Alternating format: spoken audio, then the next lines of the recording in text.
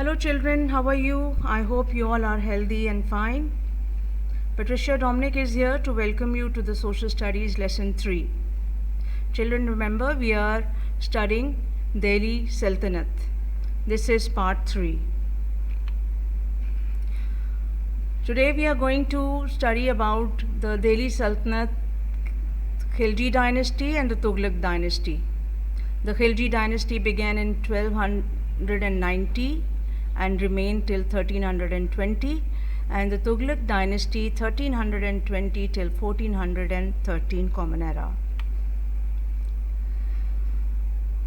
Remember children, I told you how the Khilji dynasty started. Dynasty, if you remember what dynasty is a certain period when a powerful family ruled some state. So here 5 different dynasties ruled Delhi Sultanate, and today we are going to learn about 2 dynasties. After the struggle for succession between the grandsons of Ghayasuddin Balban, succession, you know what succession is?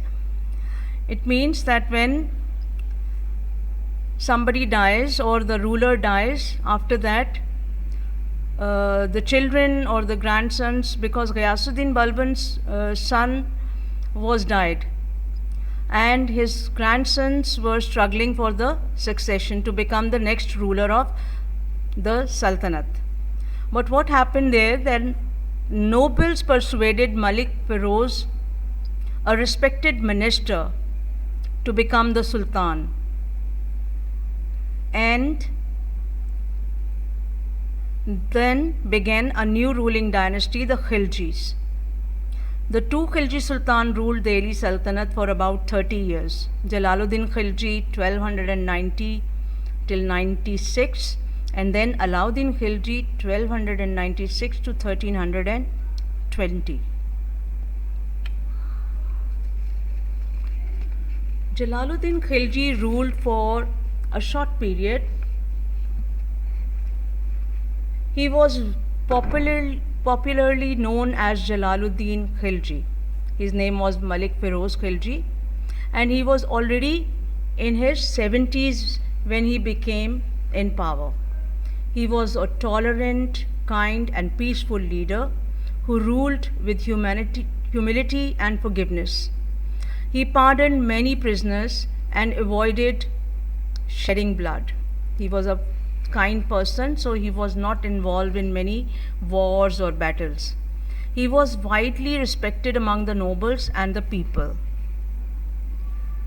However, a group of nobles was unhappy at his peaceful ways and conspired against him.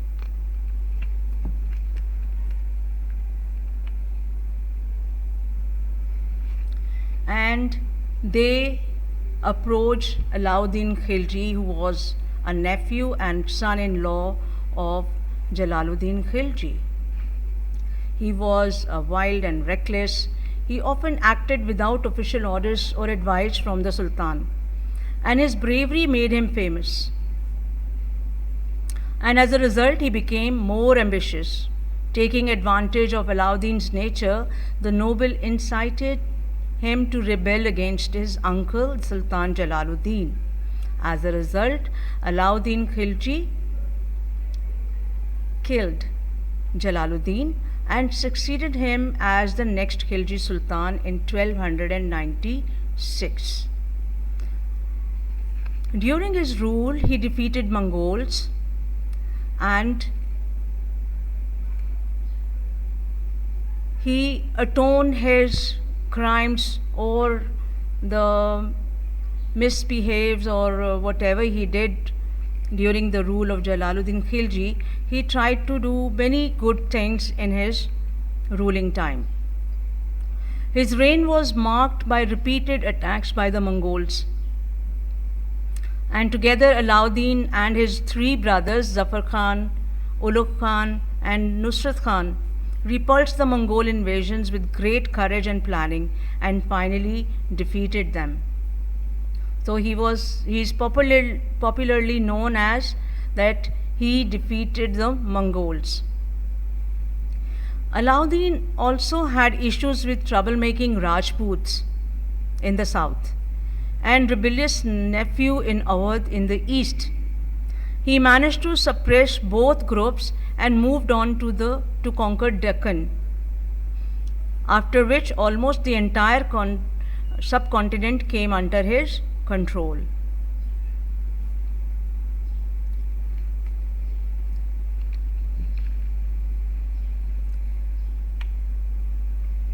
Alauddin Khilji, when he became the ruler, he became a ruler of a great administration because he is known as one of the greatest administrator and rulers of the subcontinent. He was concerned about the well-being of his people and passed strict laws to protect their rights. He controlled prices and made sure that there was no undue profiteering or hoarding of food items. There was perfect law and order throughout his empire. He had spies in all departments of the government to make sure there was no corruption. He had a strong, well-trained army and strengthened the borders of his empire against external attacks.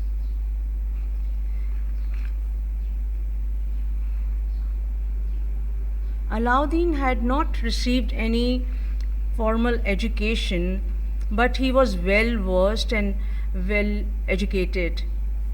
How? Because he was very much interested in literature, science, and in art.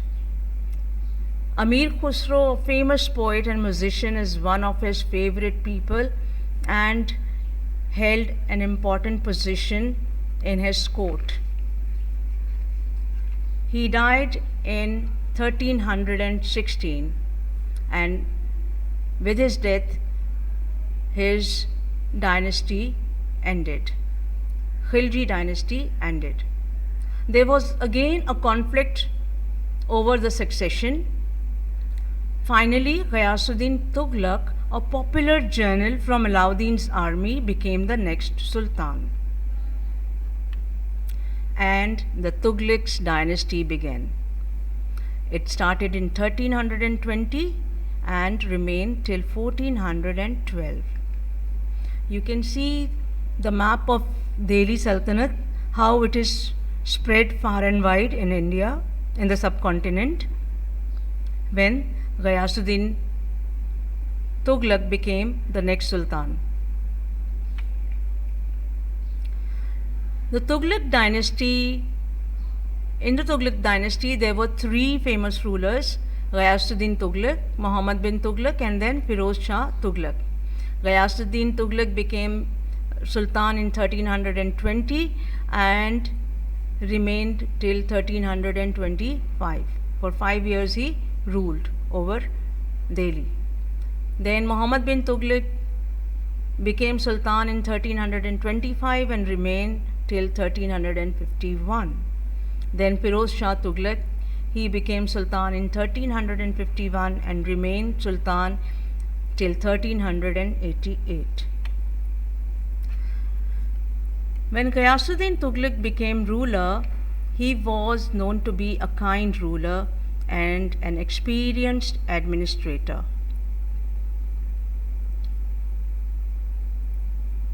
This dynasty had very capable rulers, but unfortunately, they did not achieve much success. Ghayasuddin Tughlaq ruled briefly from 1320 till 25 for about 5 years. He fought the battles with Mongol as a general during Alauddin's rule. When he died in 1325, he was succeeded by his eldest son Muhammad bin Tughlaq. His eldest son Muhammad bin Tughlaq became the next sultan.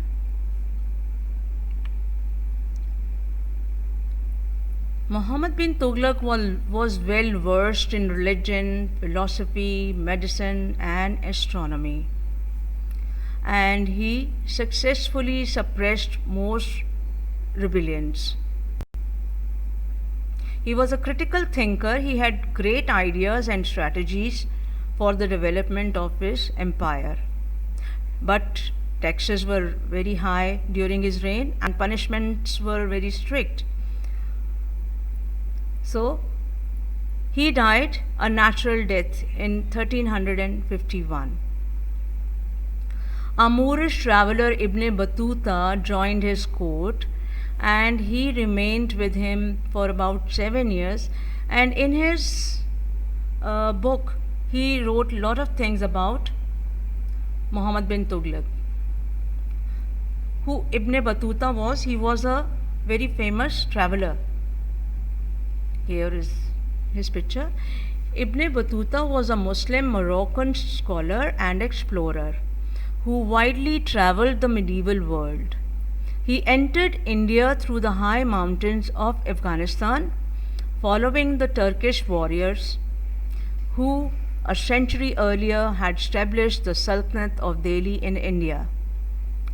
He was appointed Qazi in the court of Muhammad bin Tughlaq from 1334 till 1341.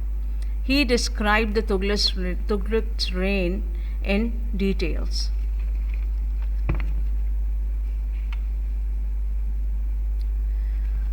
The next Sultan was Sultan Firoz Shah Tughlaq. He was the cousin of Muhammad bin Tughlaq.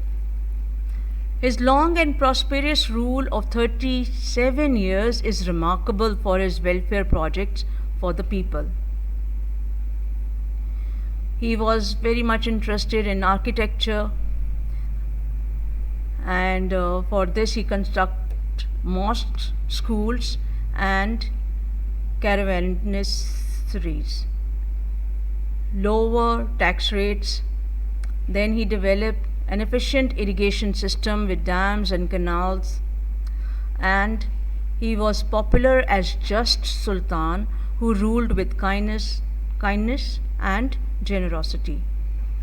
Towards the end of his rule, Temur, descendant of Genghis Khan, you know who Genghis Khan was?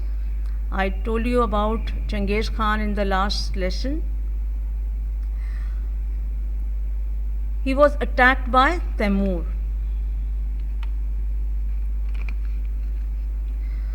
Who was Temur? A Turco-Mongol conqueror, the founder of the Timurid Empire in Persia and Central Asia.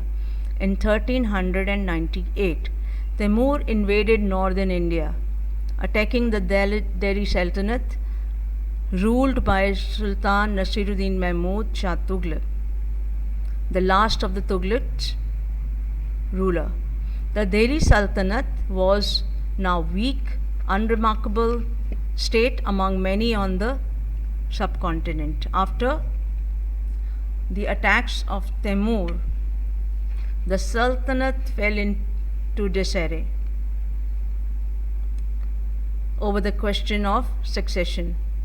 Internal fightings and disorder weakened the Sultanate. And meanwhile, Temur invaded Delhi and defeated the last of the Tughlaq rulers.